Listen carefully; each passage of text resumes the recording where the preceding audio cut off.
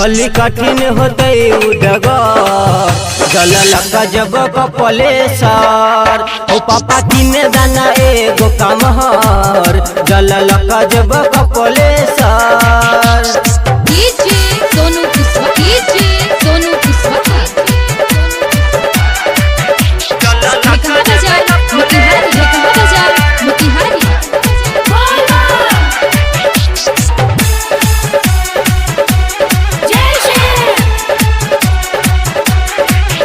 हम मान लेबो बात हम कलबो उम्मीद हम करे छो तोरा निहोरा बेसी खर्चा ने हो तो ससत में भज तो गमछा लिया दू जोरा।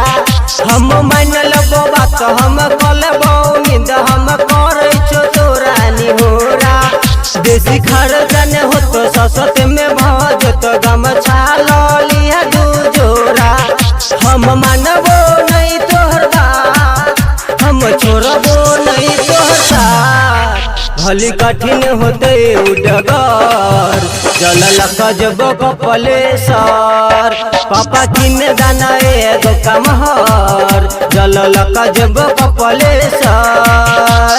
रवि राज डाउनलोडिंग केपीएम जलल जब कपलेसर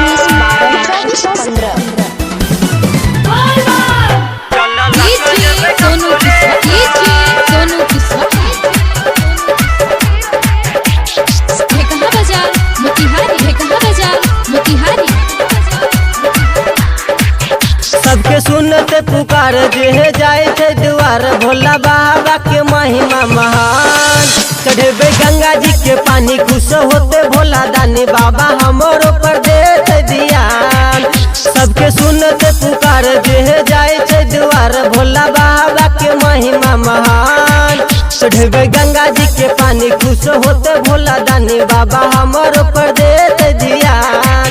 कहनी तेस राजा जेबे करते धाम भली कठिन होते उडगर जलल जब कपलेसर पापा तीन दाना एगो कामहर जलल जब कपलेसर।